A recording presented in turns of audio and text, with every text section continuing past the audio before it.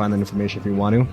And she verified basically everything in that movie. Like, this is what they do. She didn't tie its eyes wide shut. I am. She's just saying, this is what happened to me. Like, these same exact kind of rituals. Sometimes it wasn't as much as like a group of people in cloaks all around in a mass. Sometimes it was just terrible things in small rooms. Mm-hmm. But she seems very credible. I don't think she's lying. And she, in my mind, could be proof that these ceremonies really are happening. They're really doing these rituals. And could they be interfacing with the Archons? I don't know that next step, but I know it's real, and they're really doing it. It's twisted as fuck. The rituals, and we don't need to get into all the details, but the rituals are about taking energy, right? So sexual energy is the highest form of energy that we have on this planet as a human. So if you take it, then you have that energy.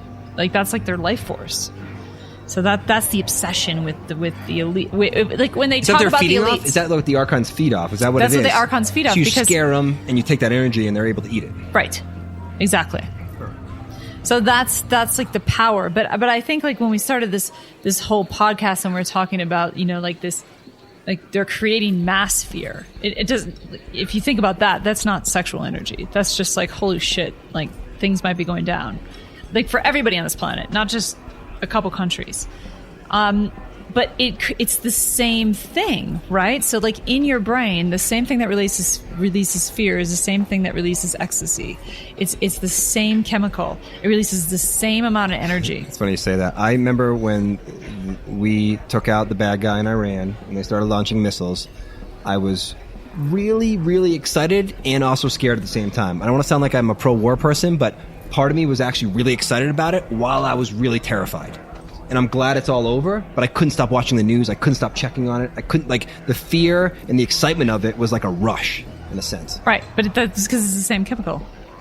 So it doesn't matter if you're at, like, an elite party with a checkered floor and everybody's wearing lampshades and fucking each other. Like, it could be like the fact that you're watching the news because, like, World War III could be happening. It's the same thing that's happening in your brain. So and they're feeding off it, yeah. They're feeding off of it. And so that's why I think, like, people really need to watch all the news outlets. They really need to understand what's happening instead of just jumping to a conclusion. You should always be prepared in your mind of what's happening, but you shouldn't, like, jump onto the bandwagon of, like, oh, shit's about to go down.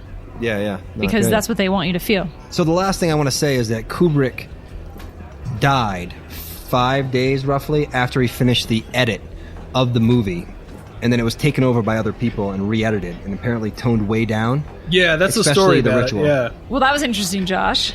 As always. He didn't bring the house down. You were you just subdued passionate about this. I'm trying to speak a little slower, and I think it works for me. I do feel more woke now, so thank you. So here's the thing. I think that, like, if we bring this full circle, we started with devil horns in the Persian Gulf coming up over the sea.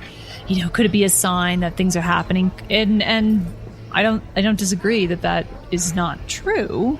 I just think that there's evil all around us, all the time. And there's people that want to perpetuate it because it's powerful. So we have to be smarter than the system of which we've created that we support that. And so when I think about the scary things that might be happening in our world right now, I would have to say that they're not happening, but I think that we need to be conscious of what's influencing us to feel the things that we feel and come from a place in knowing that we have more power than the people that have all the power. Well said. Well said. Hear, hear. Hear, hear. Cheers. Here's Cheers. the 2020 Cosmic Cantina. Kombucha forever. See you guys. All right. Have a good night. Thank you for joining us. Goodbye.